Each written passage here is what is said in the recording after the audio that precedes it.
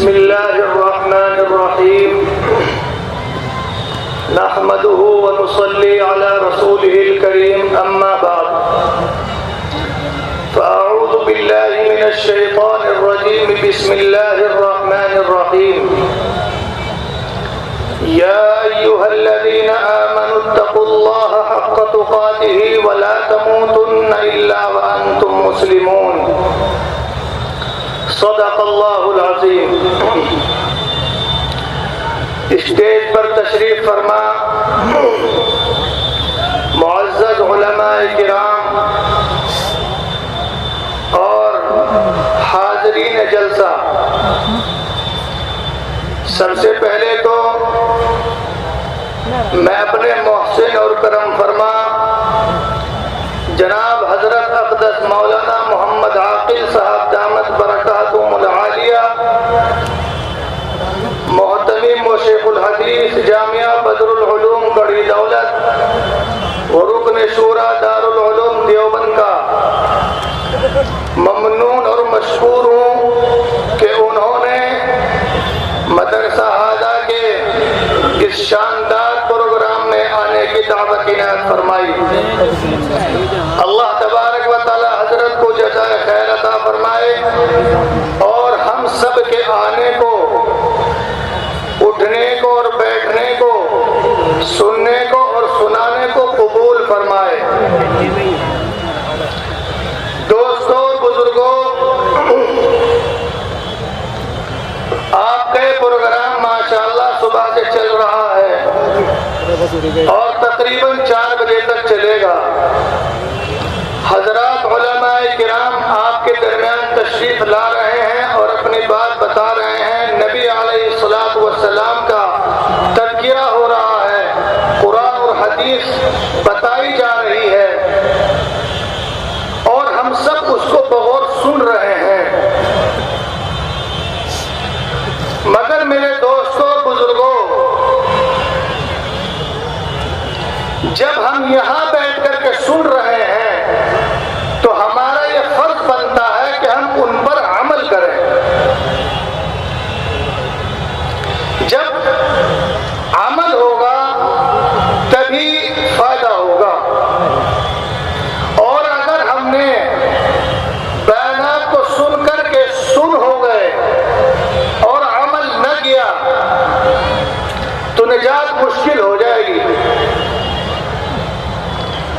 سب لوگ عمل کریں گے انشاءاللہ بھائی، انشاءاللہ۔ میں نے آپ حضرات کے سامنے قرآن کریم کی ایک آیت تلاوت کی ہے جس میں اللہ جل شانہ فرما رہے ہیں کہ اے ایمان والو، اللہ سے ڈرو جیسے اس سے ڈرنے کا حق ہے۔ اور دیکھو، یاد رکھو، تمہاری موت نہ آنے پائے مگر اس حالت میں کہ تم مسلمان ہو، اللہ کی فرما برداری میں تم اپنی زندگی بسر کر رہے ہو، نافرمانی میں نہ گزر رہی ہو، تب تمہاری موت آنی چاہیے۔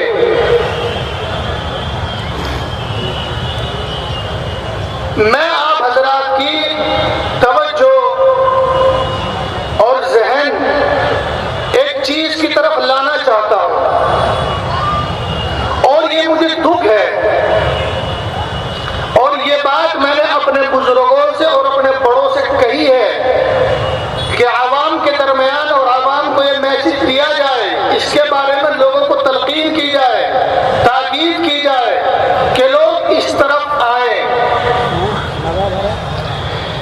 شریعت مطہرہ کا ایک عمل ایسا ہے کہ جب وہ عمل میں آ جاتا ہے تو ایک ناجائز کام جائز میں تبدیل ہو جاتا ہے، ایک حرام کام حلال میں تبدیل ہو جاتا ہے۔ کیا ہے وہ عمل؟ وہ عمل ہے نکاح۔ آپ علیہ الصلوۃ والسلام کے مبارک زمانے میں جب نکاح کی کوئی مجلس منعقد ہوتی تھی تو آپ علیہ الصلوۃ والسلام پورے قرآن شریف میں سے 3 آیتوں کی تلاوت فرمایا کرتے تھے اور باقاعدہ اس کی تلقین کیا کرتے تھے۔ ایک آیت تو وہ جو میں نے آپ کے سامنے ابھی تلاوت کی ہے، دوسری آیت ہے یا ایھا الذین آمنوا اتقوا اللہ وقولوا قولا سدیدا یصلح لکم اعمالکم ویغفر لکم ذنوبکم ومن یطع اللہ ورسولہ فقد فاز فوزا عظیما. اور تیسری آیت ہے یا ایھا الناس اتقوا ربکم الذی خلقکم من نفس واحدہ وخلق منها زوجها وبث منهما رجالا كثيرا ونساء واتقوا الله الذي تساءلون به والارحام ان الله كان عليكم رقيبا. ان تین آیتوں کی آپ علیہ الصلوۃ والسلام تلاوت فرمایا کرتے تھے. کس موقع پر تلاوت فرمایا کرتے تھے؟ جب نکاح کی کوئی مجلس منعقد ہوتی تھی.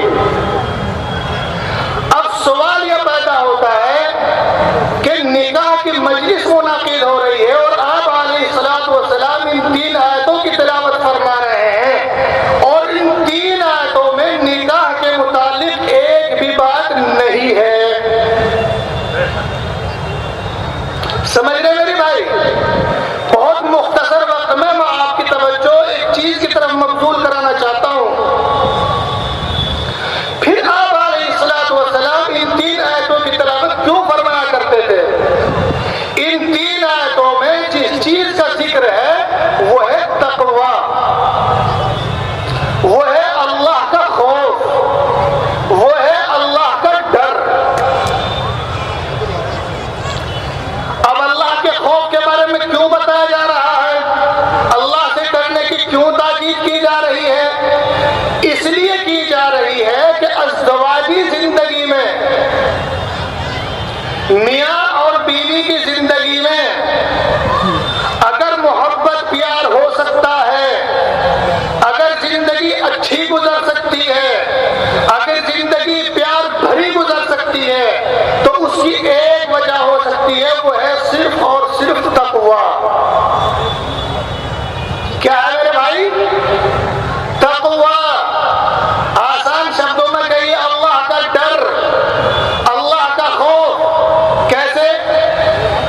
کہ جب شوہر کو اس بات کا ڈر ہوگا کہ اللہ تبارک و تعالیٰ کے سامنے تمہیں پہنچنا ہے، اس کے سامنے کھڑا ہونا ہے، اس کو حساب دینا ہے، تو وہ اس بات میں ڈرے گا کہ جب دنیا میں تیرے ساتھ ایک زندگی کو جوڑا گیا تھا تو تو نے اس کے حقوق کا کتنا خیال کیا، اس کو تکلیف تو نہیں پہنچائی، اس کو مارا پیٹا تو نہیں، اس پہ ظلم و زیادتی تو نہیں کی.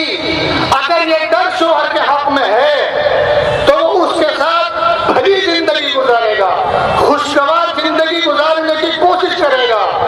اور اسی طریقے سے اگر بیوی کو اللہ کا خوف ہوگا تو وہ اپنے شوہر کے ساتھ اچھی زندگی بسر کرنے کی کوشش کرے گی، ظلم و زیادتی کا معاملہ نہیں کرے گی. اسی لیے اللہ کے نبی علیہ الصلوۃ والسلام ان تین آیتوں کی تلاوت فرمایا کرتے تھے کہ لوگوں کے دلوں میں ڈر پیدا ہو جائے، خوف پیدا ہو جائے کہ اللہ کو جا کر کے تمہیں حساب دینا ہے. ایک لڑکی جو 9 مہینے پیٹ میں رہنے کے بعد ایک باپ کے گھر میں پیدا ہوئی اور اس باپ نے اس کو پالا پوسا بڑا کیا اور پھر جتنا وہ ہمت کے مطابق سامان دے سکتا تھا اس نے وہ سامان دیا. اور جب وہ دوسرے کے گھر میں پہنچی اور اس کے دل میں اللہ کا ڈر نہ ہوا تو اس نے اس کو ظلم و زیادتی کا معاملہ شروع کر دیا. اگر اللہ کا خوف ہوگا تو وہ بالکل نہیں کہے گا، اس کو اہل و عیال نہیں کہیں گے، اس کو کوئی گھر والا نہیں کہے گا، نہ اس کی ساس کہے گی نہ سسر کہے گا. کیوں؟ جب اس کے اللہ کا ڈر اس کے دل میں موجود ہے. اور اگر نہیں ہوگا تو پھر میرے دوست اور بزرگوں آپ سب ان سب چیزوں سے واقف ہیں کہ کس کے گھروں میں کیا ہو رہا ہے. تفصیل میں جانے کی قطعاً ضرورت نہیں ہے، سب جانتے ہیں. اللہ کے نبی علیہ الصلوۃ والسلام نے فرمایا اعظم النکاح برکتاً ایسرہ مؤنتاً، کہ بابرکت نکاح جس میں مشقت کم سے کم اٹھائی گئی ہو۔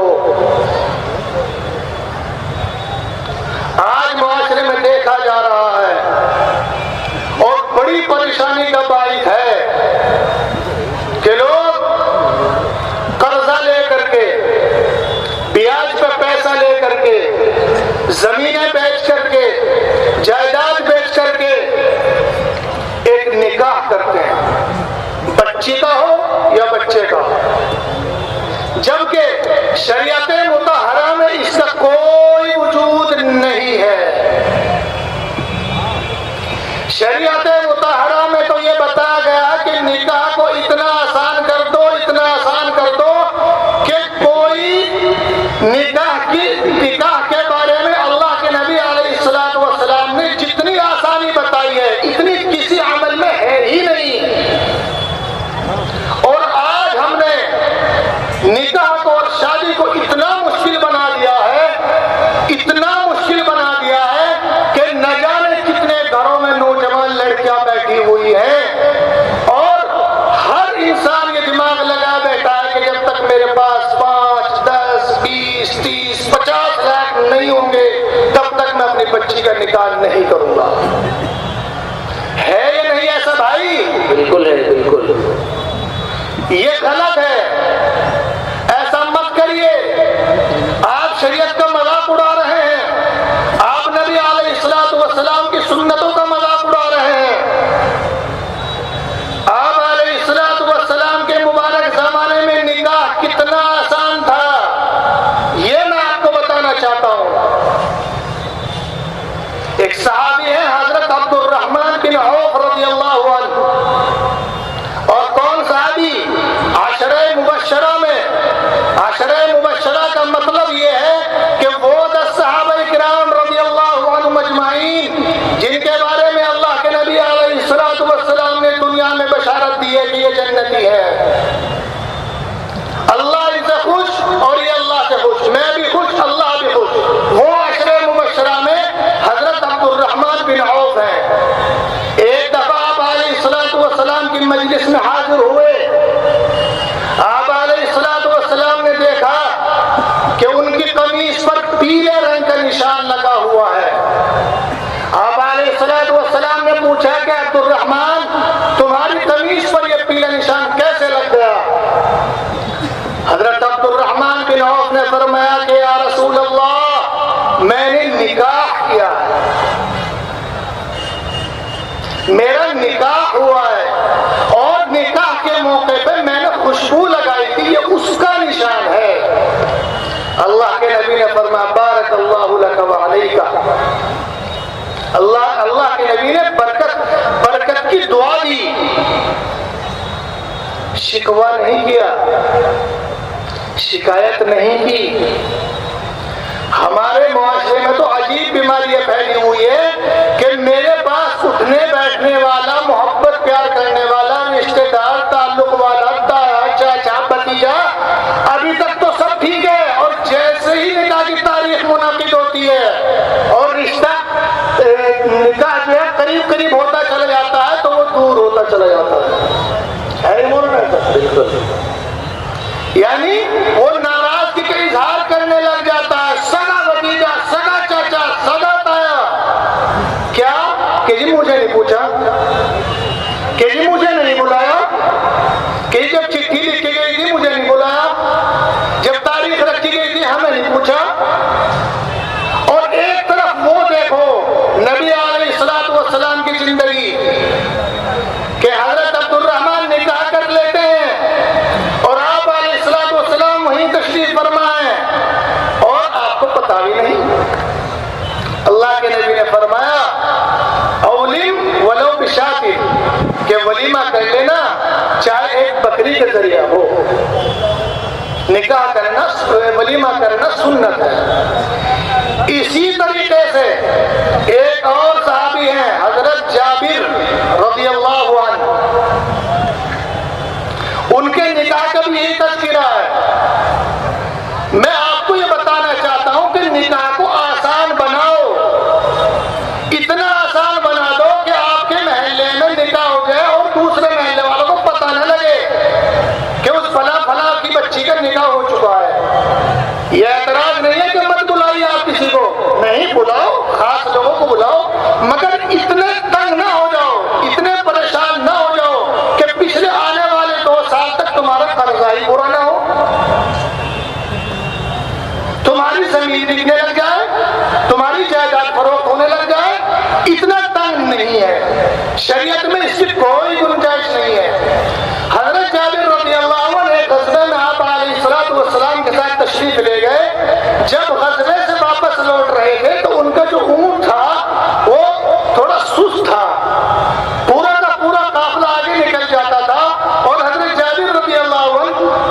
کہتے تھے. ایک دفعہ آپ علیہ السلام نے ان سے فرمایا جب وہ پیچھے رہ گئے کہ اے جابر تمہارا اونٹ کیوں نہیں چلتا, تم قافلے کے ساتھ کیوں نہیں چلتے؟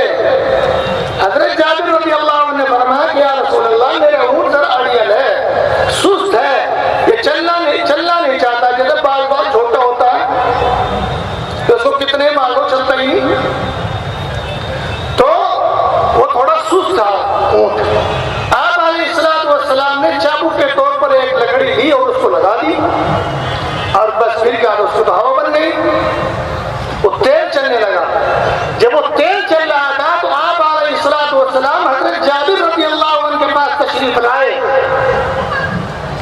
اور پوچھا کہ اے جابر تم نے شادی بھی کی نہیں؟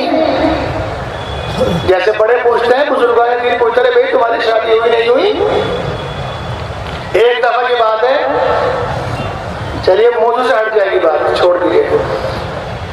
تو اللہ کے نبی علیہ السلام نے حضرت جابر سے پوچھا کہ اے جابر تمہاری شادی ہوئی کہ نہیں؟ حضرت جابر رضی اللہ عنہ نے فرمایا کہ یا رسول اللہ میں نے شادی کر لی ہے. کب کی ہے؟ کیا رسول اللہ میں نے غزوے میں جانے سے پہلے شادی کی ہے. شادی ہو چکی اور آپ علیہ السلام غزوے میں ساتھ ہیں, اور پوچھنے پر بتایا کہ حضرت جابر سے جب آپ علیہ السلام نے پوچھا تب انہوں نے بتایا کہ ہاں رسول اللہ میری شادی ہو گئی ہے.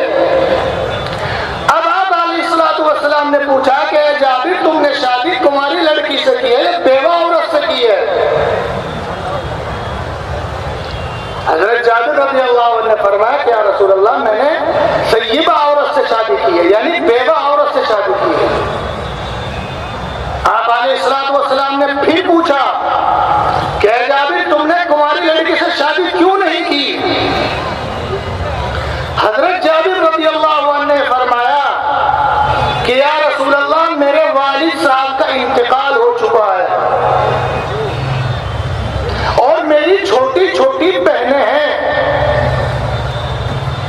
اور مجھے ایک ایسی عورت کی تلاش تھی جو ان سے عمر میں بڑی ہو اور سمجھدار ہو اور وہ ان بچیوں کی اچھی پرورش کر سکتی ہو.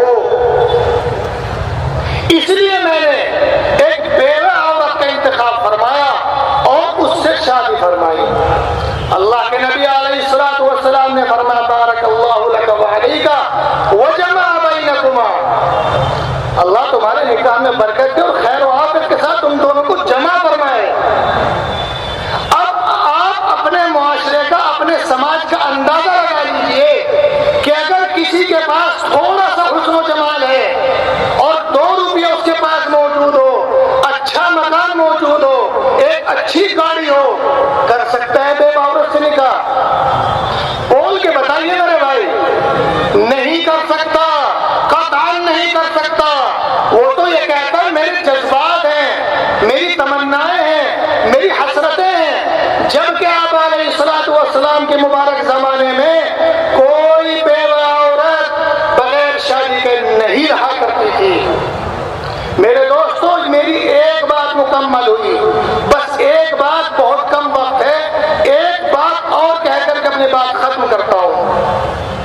یہ بات میں نے اپنے بزرگوں سے اور اپنے بڑوں سے کہی ہے کہ حضرت اس پر بیان کیجئے, لوگوں کو کہیے, لوگوں کو اس بات کی تلقین کیجئے کہ ہمارے معاشرے میں ایک عجیب و غریب بیماری پھیلی ہے جو ہمارے دوسرے برادران وطن کے گھروں میں موجود تھی, آج وہ ہمارے گھروں میں موجود ہے اور یہ خسارے کا باعث ہے.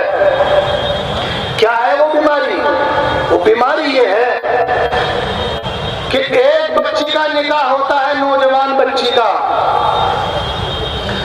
اور اس بچے کے اللہ نے زندگی مکمل کر کے اور اس کا انتقال ہو گیا یا کوئی حادثہ ہو گیا یا اللہ نہ کرے کسی مجبوری میں, کسی حالات کے مد نظر اس کو طلاق ہو گئی. تو میرے دوستوں بزرگوں, ہر آدمی, میں سمجھتا ہوں کہ یہاں سے لے کر ادھر وہاں بہت دور دور تک آدمی اس جلسے میں موجود ہے, اور میں سب کو ہاتھ جوڑ کے کہتا ہوں کہ میری اس بات کو آپ سنیے, سمجھیے